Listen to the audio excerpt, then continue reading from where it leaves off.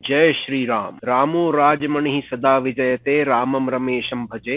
रामेणाभिहता निशाचर चमू, रामाय तस्मै नमः।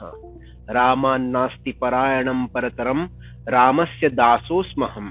नमस्कार। रावण का सारथी को फटकारना और सारथी का अपने उत्तर से रावण को संतुष्ट करके उसके रथ को रणभूमि में पहुंचाना। रावण काल की शक्ति से प्रेरित हो रहा था, अतः मोहवश अत्यंत कुपित होकर क्रोध से लाल आंखें करके उसने अपने सारथी से कहा, दुर्बुद्धे, क्या तूने मुझे पराक्रम शून्य, असमर्थ, पुरुषार्थ शून्य, डरपोक, ओछा, धैर्यहीन, निस्तेज, माया रहित, अस्त्रों के ज्ञान से वंचित समझ रखा है, जो मेरी अवहेलना करके तू अपनी बुद्धि से मनमाना काम कर रहा है। तूने मुझसे पूछा क्यों नहीं? मेरा अभिप्राय क्या है, यह जाने बिना ही मेरी अवहेलना करके तू किस लिए शत्रु के सामने से मेरा यह रथ हटा लाया? आज तूने मेरे चिरकाल से उपार्जित यश, पराक्रम, तेज और विश्वास पर पानी फेर दिया। मेरे शत्रु का बल पराक्रम विख्यात है, उसे अपने बल विक्रम द्वारा संतुष्ट करना मेरे लिए उचित है, और मैं युद्ध का लोभी हूँ, तो भी तूने रथ हटाकर शत्रु की दृष्टि में मुझे कायर सिद्ध कर दिया। दुर्मते, यदि तू इस रथ को मोहवश किसी तरह भी शत्रु के सामने नहीं ले जाता है, तो मेरा यह अनुमान सत्य है कि शत्रु ने तुझे घूस देकर फोड़ लिया है। हित चाहने वाले मित्र का यह काम नहीं है। तूने जो काम किया है वह शत्रुओं के करने योग्य है।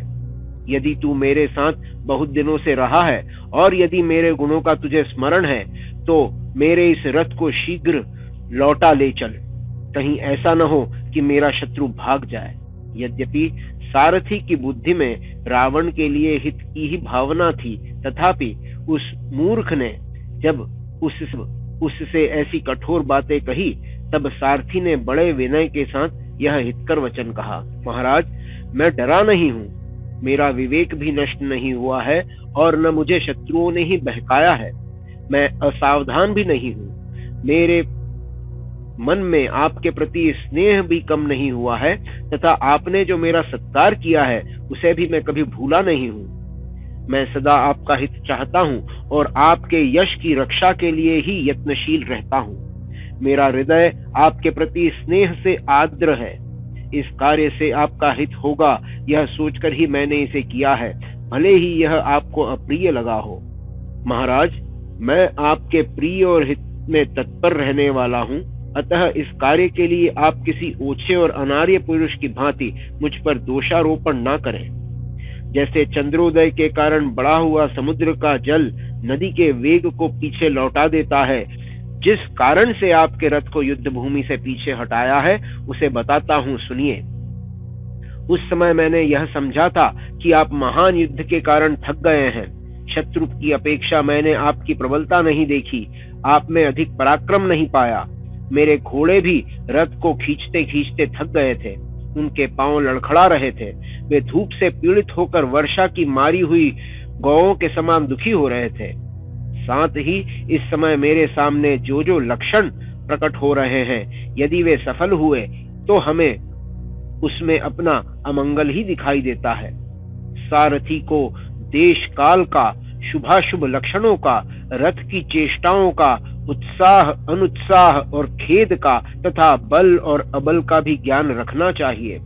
धरती के जो ऊपर नीचे सम विषम स्थान हो, उनकी जानकारी भी उसे भली भांति होनी चाहिए।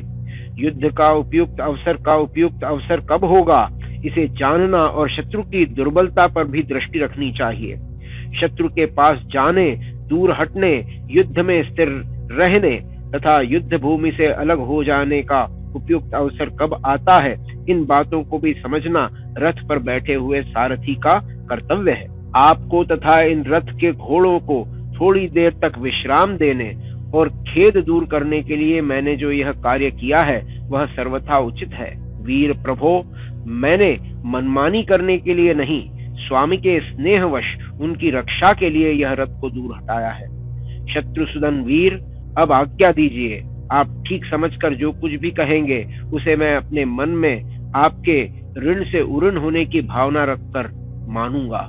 सारथी के इस कथन से रावण बहुत संतुष्ट हुआ और नाना प्रकार से उसकी सराहना करके युद्ध के लिए लोलुप होकर बोला, सूत, अब तुम इस रथ को शीघ्र ही राम के सामने ले चलो। रावण समर में अपने शत्रुओं को मारे बिना घर नहीं लौटेगा। ऐसा कहकर राक्षस राज रावण ने सारथी को पुरस्कार के रूप में अपने हाथ का एक सुंदर आभूषण उतार कर दे दिया। रावण की आज्ञा से प्रेरित होकर सारथी ने तुरंत ही अपने घोड़े हाके। फिर तो राक्षस राज का वह विशाल रथ क्षण भर में युद्ध के मुहाने पर श्री रामचंद्र जी के समीप जा पहुंचा।